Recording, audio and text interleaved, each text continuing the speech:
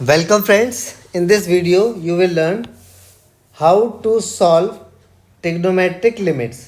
देखिए इसमें तीन बेसिक फॉर्मूलों का यूज़ होगा। फर्स्ट है limit x tends to 0 sine x by x is equal to 1। अब यहाँ पे देखो लिमिट जो है वो x टेंस टू 0 होनी चाहिए। अब यहाँ पर अगर आप साइन 0 करेंगे तो 0 हो रहा है और x को 0 रखेंगे तो 0 है ही, तो 0/0 की फॉर्म में आ रहा है। लेकिन अगर हम ये फॉर्मूला यूज़ करते हैं तो ये 1 हो जाएगा।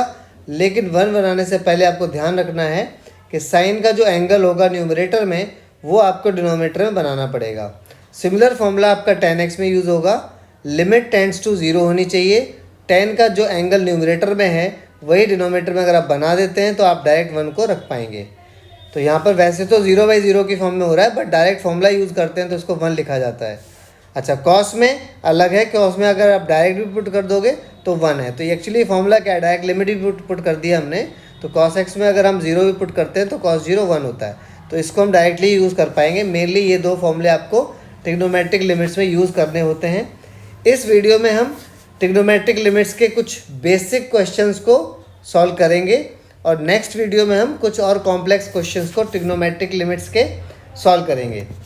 तो आइए देखते हैं इन क्वेश्चन को हम कैसे सॉल्व कर सकते हैं। तो फर्स्ट क्वेश्चन है limit x tends to 0 sine of ax divided by sine of bx। आपको अलजेब्रा ऑफ लिमिट्स पता होनी चाहिए। लिमिट्स में हम जो लिमिट होता है उसको हम न्यूमरेटर और डिनोमिनेटर में डिवाइड कर सकते हैं। तो इसको हम क्या कर देंगे, न्यूमरेटर में लिख देंगे लिमिट अलग x टेंड्स टू 0, तो ऊपर आपके पास आ जाएगा साइन ऑफ ax।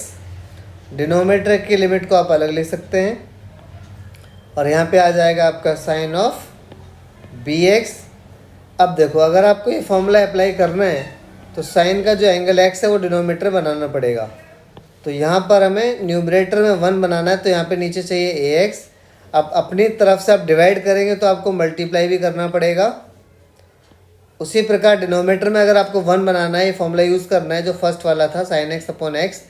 तो साइन का एंगल बी एक्स है तो डिनोमिनेटर में बी एक्स चाहिए, तो हमने डिवाइड कर लिया और बैलेंस करने के लिए इनटू कर लिया। अब देखो ये एक्स तो इससे कैंसिल हो जाएगा और ये जो बचा न्यूमरेटर में और ये डिनोमिनेटर में, इसमें ये फॉर्मूला यूज़ हो रहा है जो मैं आपको बता रहा था। Limit x tends to 0 sine x upon x is equal to 1। तो limit x tends to 0 sine angle a x, denominator में ए एक्स, तो ये 1 हो जाएगा। तो इसमें हम फॉर्मूला अप्लाई कर देते हैं। आप राइट साइड में यहाँ पर फॉर्मूला लिखेंगे कि ये फॉर्मूला हमारा अप्लाई हो रहा है। मैं नहीं लिख रहा हूँ तो हम यहाँ पे डायरेक्ट करने वाले हैं। तो इसका आंसर आ गया, ये आपका पूरा पोर्शन आपका 1 हो चुका है। तो इसकी जगह हमने लिख दिया है 1 इंटू, और क्या बचा हुआ है, ए बचा हुआ था, ठीक है। तो 1 इंटू ए और डिनोमिनेटर में आ जाएगा 1 इंटू बी। तो answer of the first question is a by b. तो बहुत ही सिंपल था। तो स्टार्टिंग सिंपल से ही करनी चाहिए, धीरे धीरे हम कॉम्प्लेक्स क्वेश्चंस की तरफ बढ़ेंगे। अब देखो सेकंड जो है वो tan की फॉर्म में, उसमें भी यही काम करना है। tan का जो एंगल है वो नीचे बनाना पड़ेगा, ठीक है।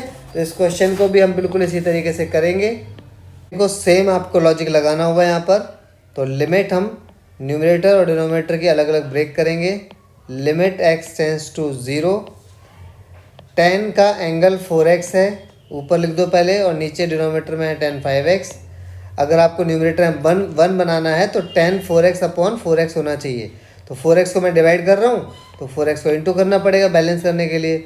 नीचे tan का एंगल 5x है तो डिवाइड में 5x चाहिए, डिवाइड किया है तो आपको इंटू भी करना पड़ेगा।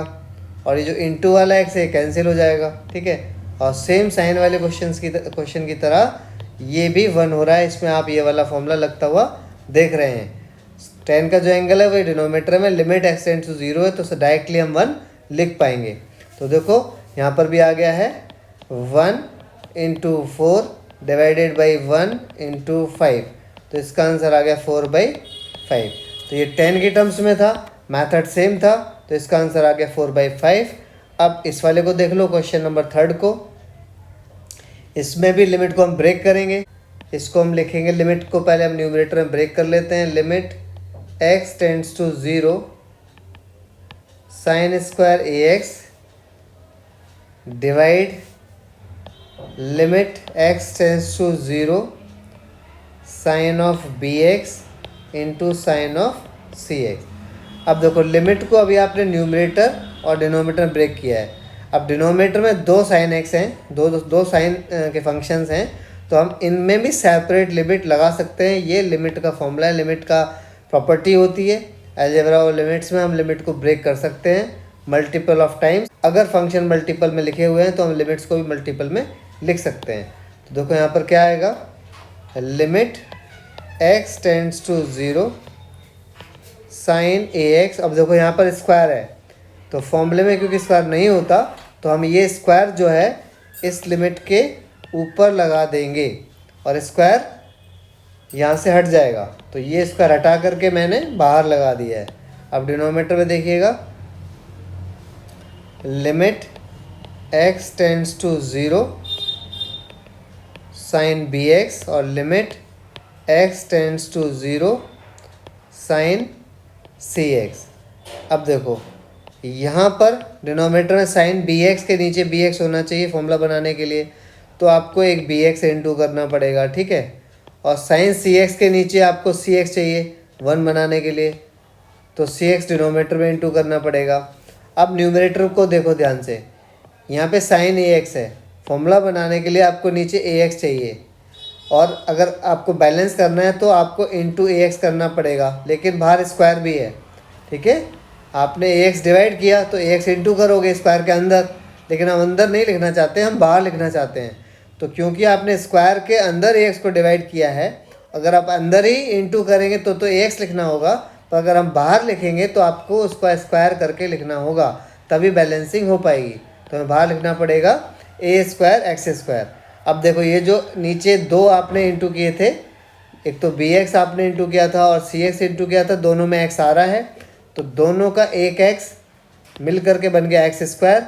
वो न्यूमरेटर के एक्स स्क्वायर से कैंसिल हो जाएगा, और बाकी सब में फॉर्मूला लग रहा है आपका, है ना, लिमिट का। Limit x tends to 0 sine of x upon x। आप जब भी फॉर्मूला अप्लाई करें तो आप लिख दें, तो ये फॉर्मूला अप्लाई हो रहा है। तो ये फॉर्मूला लगने के बाद देखो क्या आ रहा है, 1 का स्क्वायर आ रहा है, ठीक है ना।